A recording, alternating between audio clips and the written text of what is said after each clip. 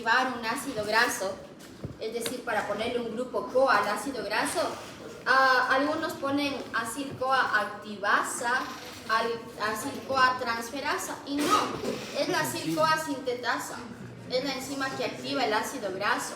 Entonces, ha faltado un poquito de estudiar ahí en esa partecita ese proceso de activación. Luego, también les preguntábamos acerca de los ácidos grasos que son importantes desde el punto de vista nutricional. ¿A qué se está refiriendo? Pues a los ácidos grasos que son esenciales, a los que no puedo sintetizar, a los que necesito tomar de la alimentación.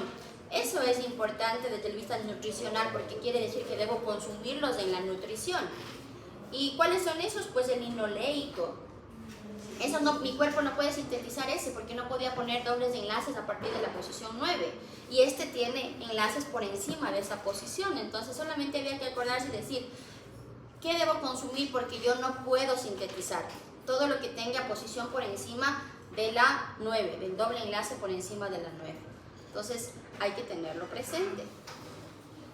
También por ahí veo que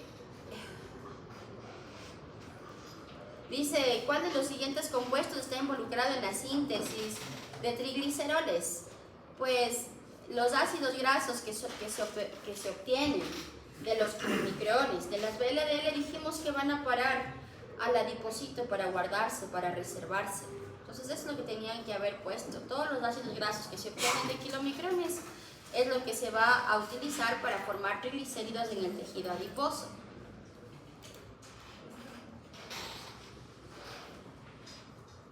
Dice que los aminoácidos que se usan para sintetizar proteínas humanas tienen algo en común. ¿Qué tienen todos los aminoácidos para poder fabricar nuestras proteínas? Lo más sencillo, tener la configuración L y tener un carbono alfa, que es un carbono asimétrico. Nada más. Eso es todo lo que se necesita. Nuestros aminoácidos son de la configuración L. Nada más. Se les mencionaba un péptido. Yo les dije también en una clase, es probable que yo les diga, según este péptido, qué es lo que puedo afirmar o en cuántas fracciones se van a romper. Yo les dije que estudien eso. Y sin embargo, veo que aquí no escucharon o no le prestaron atención a esa recomendación. Pero si veo un péptido y veo que el péptido tiene glicina, cisteína y luego otra cisteína, ¿qué puedo afirmar? Que pueden formar puente disulfuro entre las cisteínas, porque es lo que hay. Entonces, si decía que vamos a cortar en fracciones y hasta les puse a qué tipo de aminoácidos reconoce esa enzima, cuántas fracciones se obtendrán, solamente habría que ver, voy a romper aquí, voy a romper acá, y cuántos pedazos tengo, si hay 2 rupturas, 3, uno aquí, uno en la mitad y otro al final. Nada más. Entonces, dice que también para que la proteína sea soluble es porque tiene algún aminoácido que tenga afinidad con el agua. Y les puse la valina, pero si la valina tiene solo carbonos, ¿qué afinidad va a tener? Si les pongo fenilalanina, leucina, ¿qué afinidad tiene si solo hay carbonos? Pero les puse un aminoácido básico o un aminoácido ácido. En la presencia de ese aminoácido ácido o básico hace que la proteína sea soluble, porque tiene carga.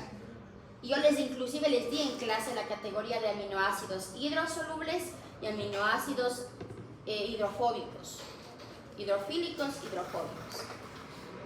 Entonces ha faltado, creo, estudiar esos aminoácidos, me parece también. Cuando hablamos de broncoconstricción, ¿de qué estamos hablando? De los leucotrienos. Y eso usted ya tendría que saberlo, inclusive con otras asignaturas. Los compañeros o los colegas cuando nos encontramos dicen que eso ya están viendo y están hablando de eso. Y eso es todo, porque ya no encontré más aquí. Así que bueno, muchachos, como ustedes se dan cuenta, no son preguntas complejas, sino que solamente hay que analizarlas, razonar y contestar, ¿sí? Entonces, para que por favor tomen un poquito más en cuenta eso, ya les he dicho que Lieberman es una muy buena opción, donde hay ejercicios o casos como los que se toman aquí, al final de cada capítulo de Lieberman.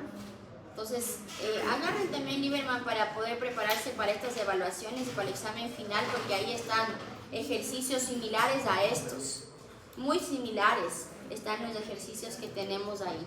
Y como ustedes saben, el examen final se arma en función de Lieberman y en función de Harper. ¿Ya? ¿Ok? Bueno, entonces con eso hemos retroalimentado la evaluación en gran parte y ahora vamos a continuar porque el tiempo no se detiene y tenemos que avanzar a enzimas, que es lo que tenemos planificado para esta y la próxima semana. Vamos a ver enzimas esta y la próxima semana. También la otra semana tenemos práctica de laboratorio de enzimas. Tenemos práctica de laboratorio de enzimas. ¿Y qué significa eso? Si hay práctica. Exacto, que al terminar la evaluación vamos a tener un ejercicio en parejas para que se ayuden, porque hasta eso les tomo en parejas. Les cuento esto porque el semestre anterior tomé individual. Ahora estoy muy generosa tomando en parejas las evaluaciones. Entonces, para la próxima clase, estudien bien la práctica. Van a estudiar también enzimas, lo que vamos a ver ahora. Y con eso ya van a dar la evaluación después de la práctica, que es el próximo día miércoles. No se olvidarán su mandil, por favor, para la próxima semana. Su mandil.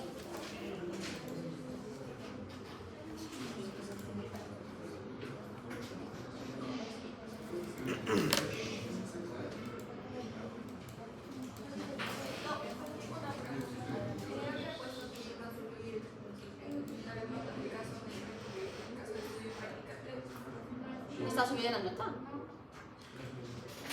Porque calificado ya está. Ya, ahorita reviso. ¿Tampoco está habilitado?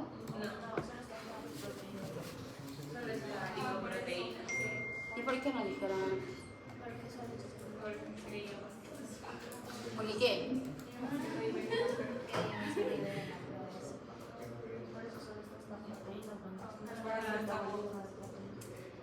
No puede ser. Miran, cuando les iba a tomar la prueba, aquí decía en el criterio número 3, para que ustedes lo vean, que así estuvo activado todo el tiempo hace rato. Y cuando se daba clic aquí, hasta está visible, clarito. Siempre pongo así para que si es que alguien dice es que no sabía si incluiría esto en la prueba o no, por si acaso, esto estaba activado hace 3 semanas. Y aquí dice: relacionen los procesos metabólicos de lípidos y proteínas. Resuelvan los siguientes casos. Entonces, esto estaba activado y visible hace rato. Y si de pronto, por alguna cosa, el material no se veía visible, como aquí veo que ha estado oculto, proteínas ha estado, pero lo que ha faltado es el metabolismo. Entonces alguien era que escriba, pues si el representante no escribe no pasa nada, pues tiene que escribir alguien. Alguien tiene que reaccionar y decir falta ver esto para poderles poner visible. Bueno, lo que sí todavía no está cargado, es enzimas, porque había cargado al inicio del semestre todo hasta proteínas. Siempre cargué desde la semana 1 todo hasta proteínas y dije ya esto es de la semana última, entonces, o de las últimas semanas, y voy a esperar para cargar. Pero ya voy a ponerme a cargar todo lo que falta desde aquí hasta que se acabe el semestre, que realmente no es mucho. Solamente me falta cargar 2 presentaciones: enzimas y ácidos nucleicos, porque el semestre ya llegó a su final. Entonces, ahora vamos a ver este tema. Ya lo voy a cargar para ustedes también. Y luego cargaré ácidos nucleicos. Enzimas siempre también se ve junto con vitaminas, así que es otro anexo parte de enzimas. ¿Ok? Bueno, entonces enzimas sí sé que no está, ya voy a cargarlo.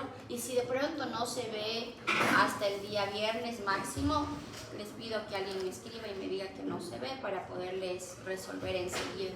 ¿Ok? ¿Ya? Listo. Bueno, en cuanto a las enzimas, realmente nosotros ya hemos visto estos temas, hemos visto las enzimas a lo largo del semestre, pero tal vez nos ha faltado o no ha sido el momento de ver todavía mecanismo de acción enzimática y los inhibidores enzimáticos.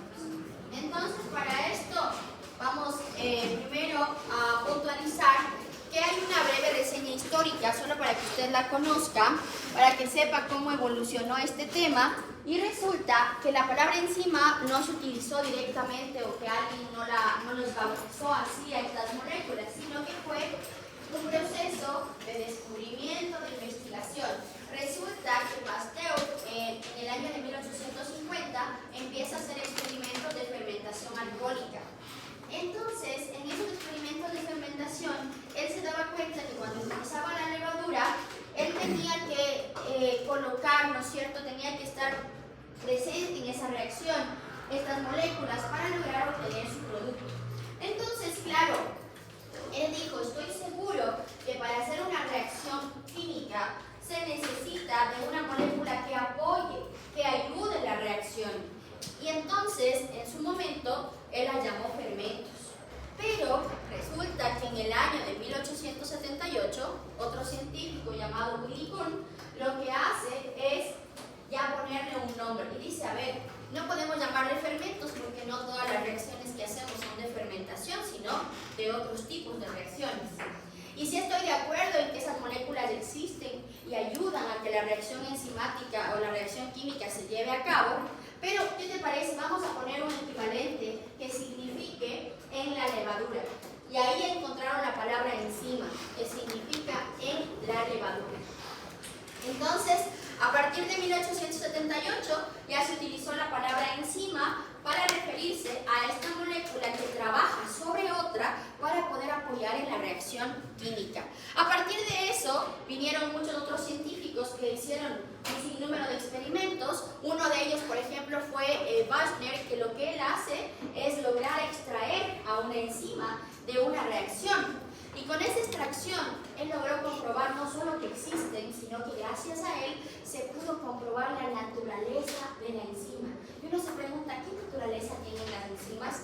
¿Son acaso carbohidratos? ¿Son lípidos? Son proteínas. Las enzimas son de naturaleza proteica. Y eso se logró gracias a que por primera vez en 1897 se consiguió extraer una enzima y comprobar su existencia y su naturaleza. A partir de eso, claro, aparecieron un sinnúmero de enzimas y en eso se puede mencionar también que Summer en 1926 trabajó exclusivamente con la enzima ureasa y él lo que hizo fue cristalizar a esta enzima. Y al cristalizarla pudo estudiar todas sus propiedades. Pudo saber a qué pH trabaja, a qué temperatura, qué puede bloquear esta enzima, es decir, sus características.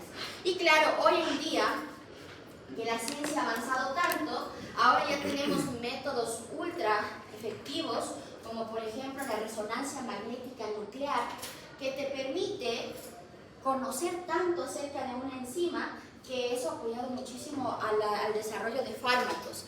Y claro, cuando uno piensa en la importancia que tiene el estudio de las enzimas, encuentra que en el campo de la salud súper importante, porque gracias a eso se pueden diagnosticar enfermedades.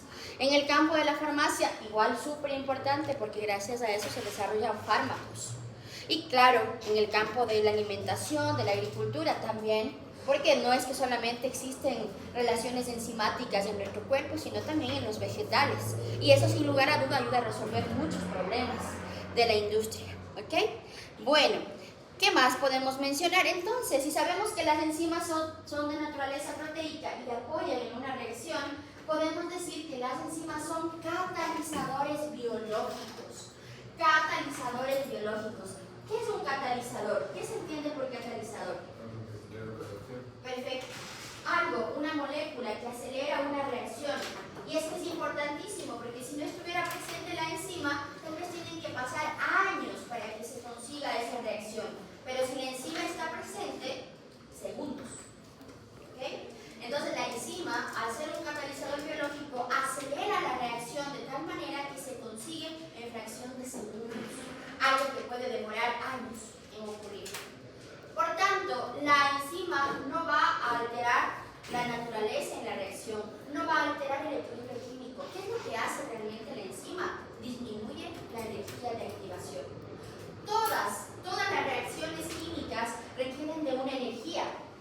activación. Es como un impulso.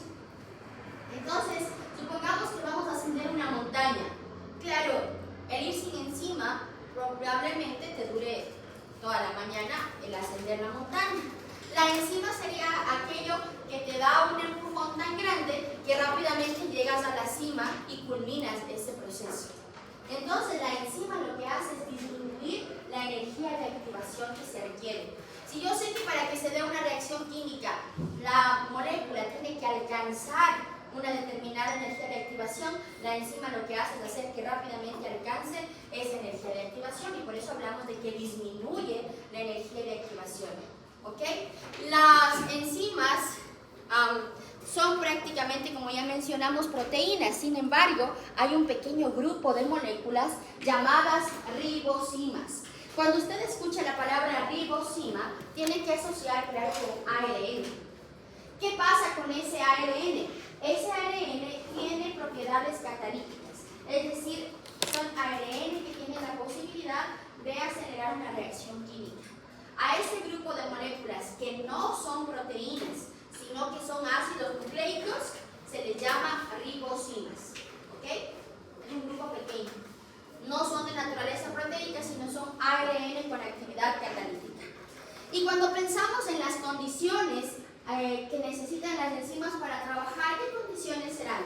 Si en nuestro cuerpo están, ¿de temperatura cuál será la condición? 37 grados.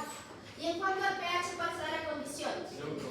Entre 7.35 y 7.45, que sabemos que es el pH de nuestro cuerpo, ¿cierto?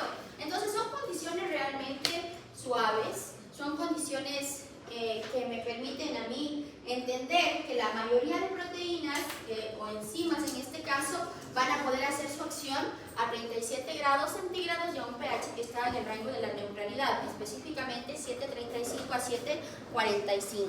Y claro, como mi cuerpo es agua, se realizan en soluciones o en un medio acuoso. Esas son las condiciones, ¿de acuerdo? Las enzimas, entonces, van a trabajar, como sabemos, sobre un sustrato. La enzima efectúa su accionar o actúa sobre un sustrato, ¿cierto? Entonces, el sustrato vendría a ser ¿qué? La molécula sobre la cual la enzima va a hacer su efecto catalítico. Pues aquí tenemos pintado de rosado, está pintado aquí el sustrato, y cuando nos hablen de sustrato, que es, entendemos que es la molécula sobre la cual actúa una enzima específica, porque no es que cualquier enzima puede actuar en todos los sustratos, no, las enzimas son altamente específicas, entonces sobre un determinado sustrato la enzima va a actuar, ¿de acuerdo? Ahora, dentro de las enzimas también hemos hablado nosotros a lo largo de este tiempo, hemos dicho que las enzimas requieren de un ayudante. Muchas enzimas requieren de alguien que les apoye. ¿Cómo se llama ese alguien? Coenzima. La coenzima, y también se menciona la palabra cofactor, ¿no es cierto? Entonces el cofactor o la coenzima vienen a ser prácticamente moléculas que no son proteínas, son moléculas no proteicas necesarias para que la enzima pueda ejercer su actividad, ¿sí? Ahora, ¿cuándo se utiliza la palabra cofactor y cuándo se utiliza la palabra coenzima? Vamos a ver. La palabra cofactor se utiliza cuando esa molécula que va a apoyar a la enzima es un ion con carga positiva, es decir, un catión. Hemos escuchado a lo largo de este tiempo que a veces dice la enzima requiere ion magnesio, la enzima requiere hierro. La próxima semana vamos a hacer una práctica con catalasa y la catalasa es una de las enzimas que requiere hierro. Entonces, ¿qué viene a ser el hierro para la catalasa? Un cofactor.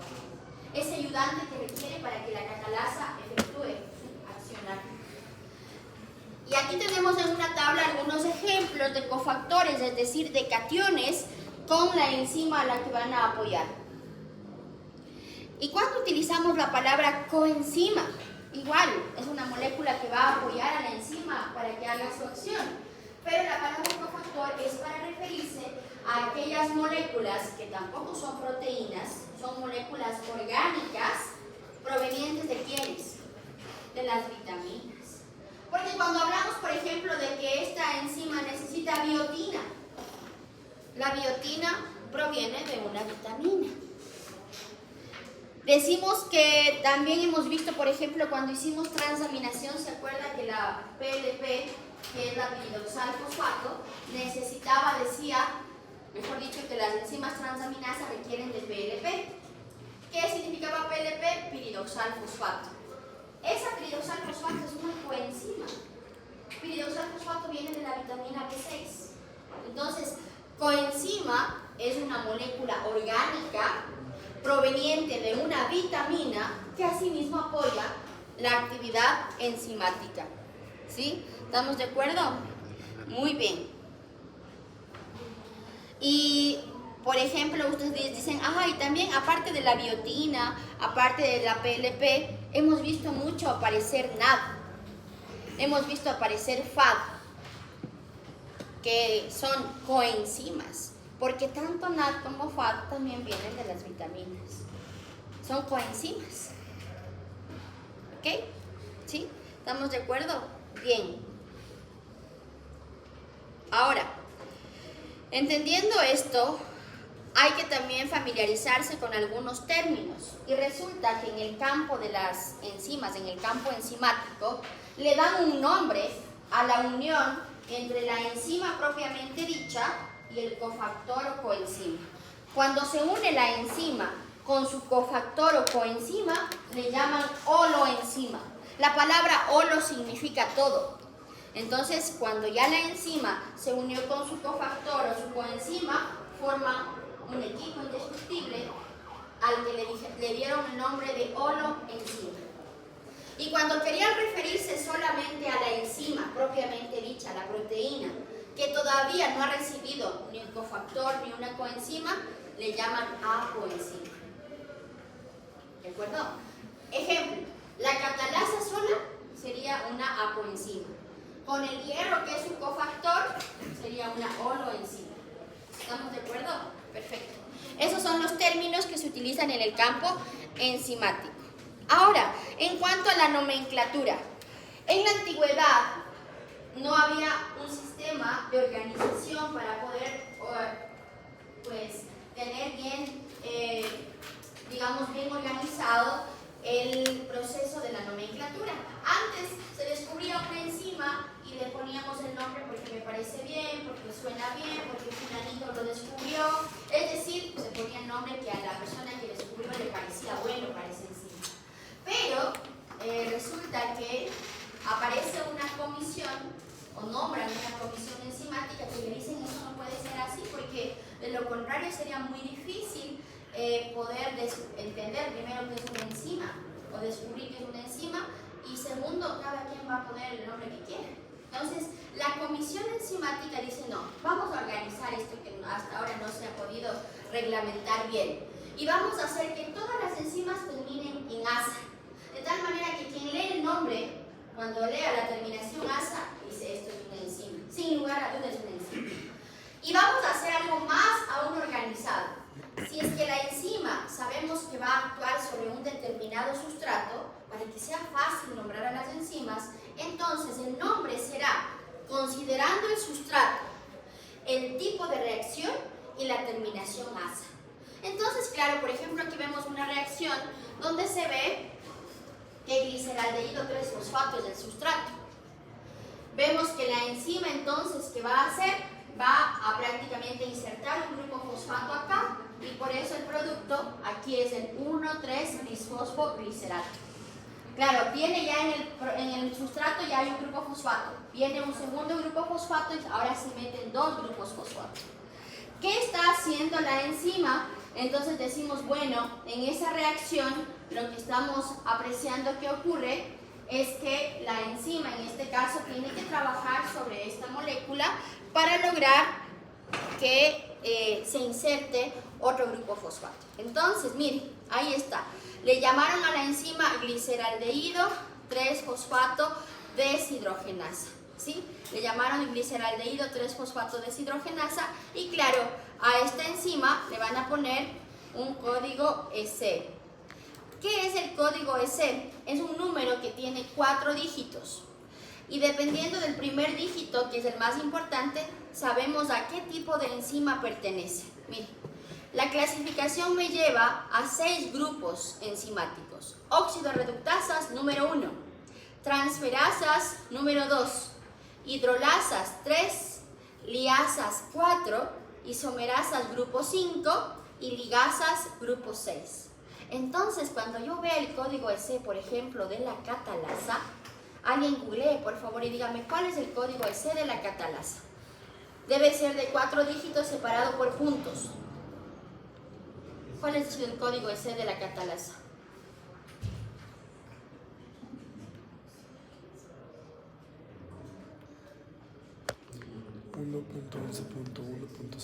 Dice 1.11.1.6.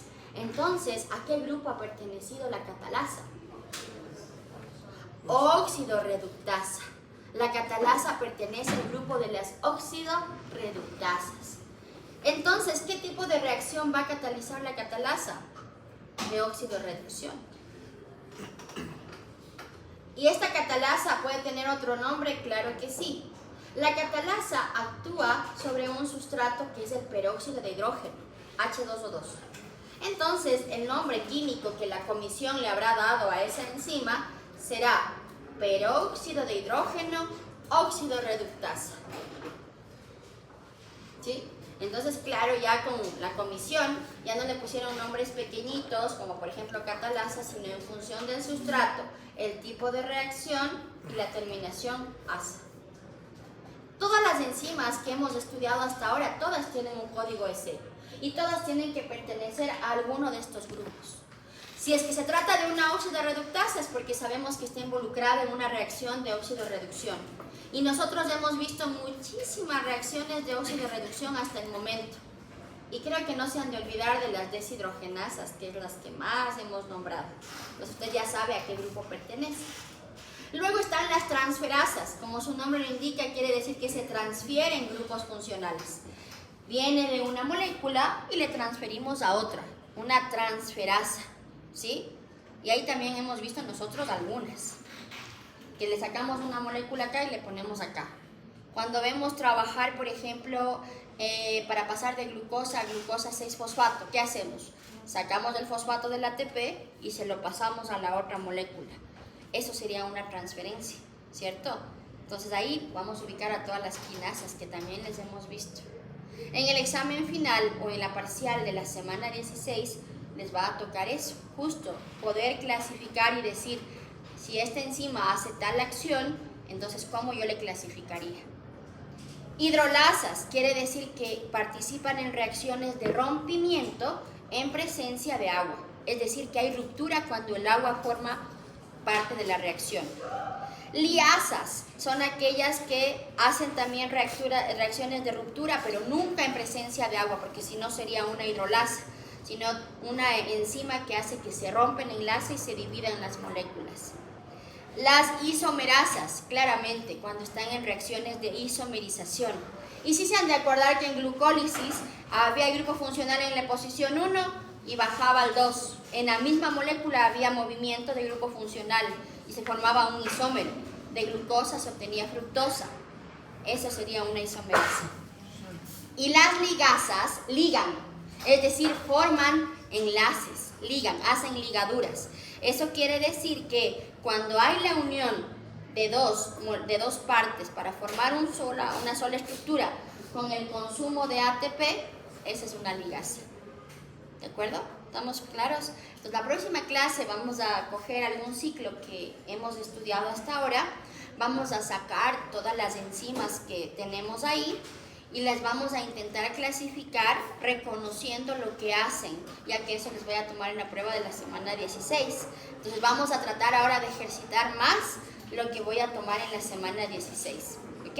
Entonces venga usted leyendo la clasificación para que sea más fácil para usted hacer el ejercicio. La próxima clase haremos durante la primera hora, es decir, de 7 a 8 en el laboratorio. Vamos a continuar un poquito con enzimas y de 8 a 9 haremos la práctica en 20-30 minutos y los 30 minutos restantes la evaluación. que es por grupos, pero que como a veces no cabemos todos, toca dividir a unos primero y luego otros. Por eso digo de 30 minutos, no porque la evaluación